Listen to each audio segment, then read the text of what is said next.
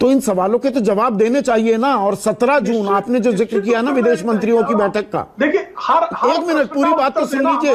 S Jaishankar और वांग यी के बीच जो बातचीत हुई और वो प्रेस नोट भी जारी हुआ, एस जयशंकर जो विदेश मंत्री हैं उन्होंने साफ कहा कि इनकर्जन्स हुई है, घुसपैठ हुई है। तो वो कहां हुई है ये बता दें। ये तो सवाल पूछना जायज है कि नहीं?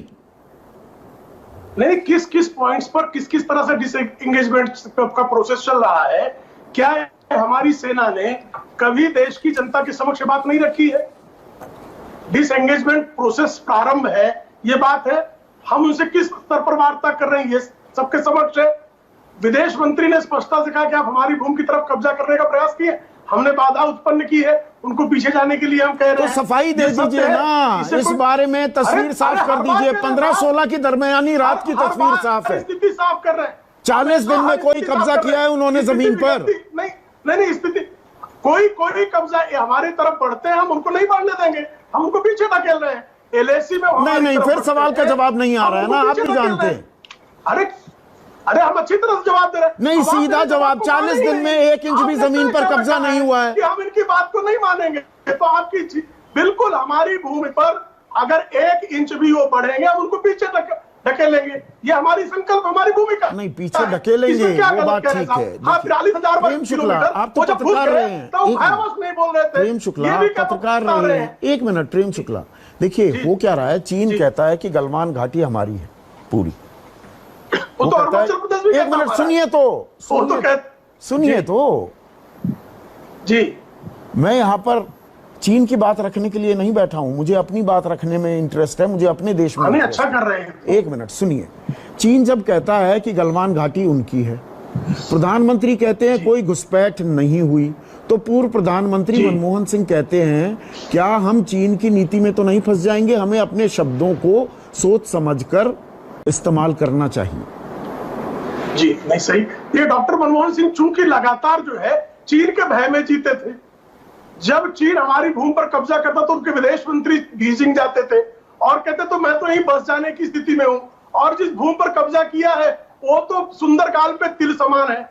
इनकी नीतियां इस तरह की थी ना। इनके रक्षा मंत्री संसद में खड़े होकर कहते थे वहां हमको सबसे अच्छी नीति क्या है कि वहां इंफ्रास्ट्रक्चर डेवलपमेंट ही ना करो।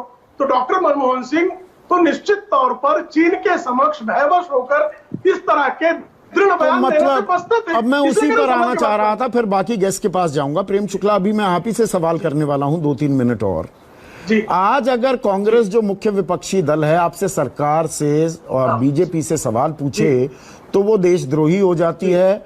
चीनी हमने कहा देशद्रोही? 1 मिनट, लेकिन उन्होंने जो देशद्रोही की गतिविधियां क्यों बता रहे हैं? हाँ 1 मिनट, वो क्योंकि सवाल पूछ रहे हैं। और जब आप विपक्ष में थे और जब आप सवाल पूछते थे, मैं बाकायदा 1 मिनट, पणजी में जून 2013 में गोवा की राजधानी में आपकी राष्ट्रीय कार्यकारिणी की बैठक हुई। सुरक्षा और स्वाभिमान एक संकल्प पत्र जारी किया। 1 मिनट, उसमें क्या कहा गया? हमारी चीन से लगती सीमाओं का कई बार उल्लंघन किया जा रहा है। ताजा मामले में चीन के सैनिक भारतीय सीमा में करीब 19 किलोमीटर तक घुस आए हैं और करीब 1 माह से वहां ठहरे हुए हैं। भारत के स्वाभिमान को ठेस पहुंचाई जा रही है। केंद्र में हमारी सरकार केवल नागरिकों को दिलासा दे रही है। ये बातें तब ठीक थी क्योंकि आप विपक्ष में थे। यही बात आज कांग्रेस कह रही है, तो वो गलत। अब ये बात समझाइए मुझे, ये कैसे? वो शब्द पर नहीं जा रही ना। देखिए वो 43,000 वर्ग किलोमीटर चीन को बेचकर उनके साथ एमओयू साइन कर रहे हैं। आज गलवान घाटी में क्या हो रहा है उस पर चर्चा हो रही है। आप इतिहास का पाठ पढ़ाने लगते हैं। आज के बारे में सवाल पूछे जाएं तो आप कहते हैं कि चीन के सुर में सुर मिला रहे हैं, भ्रम फैला रहे हैं।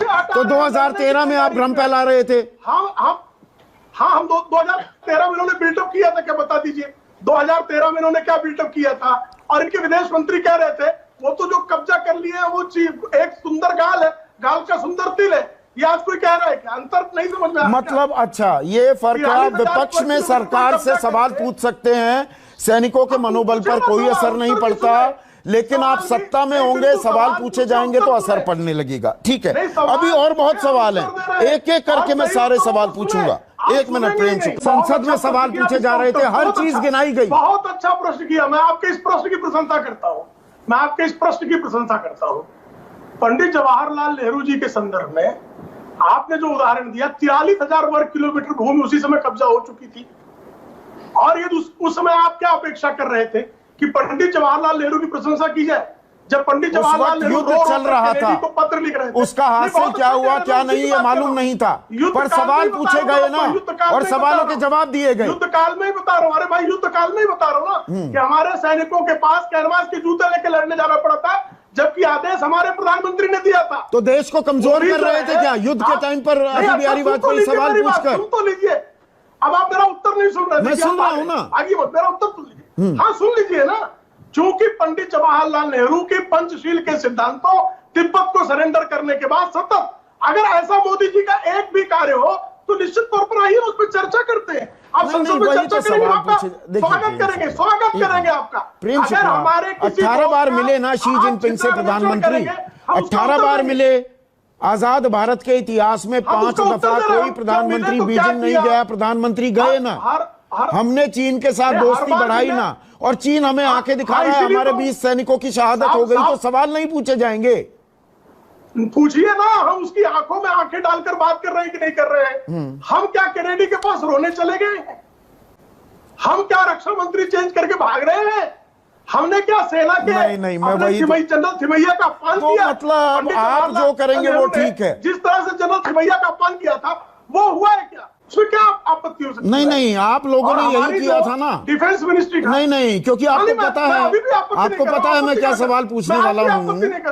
बीजेपी ने बाकायदा एक प्रतिनिधि मंडल भेजा था ना भगत सिंह कोश्यारी की अगुवाई में सीमा पर जाकर जायजा लेने के लिए, तब मनोबल नहीं गिर रहा था सेना का।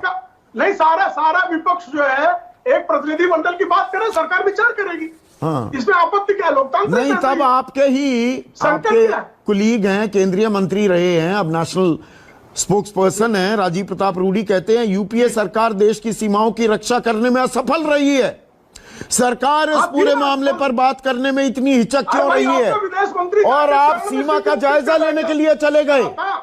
सलमान खुर्शीद जो है वो जाकर चीन के विदेश मंत्री के चरणों में बैठ के तो बयान दे रहे थे। ऐसी स्थिति क्या चरणों में बैठ? आज भी फिर भी मैं स्वागत करता हूं। अच्छा। प्रतिनिधि मंडल प्रस्तावित तो करे।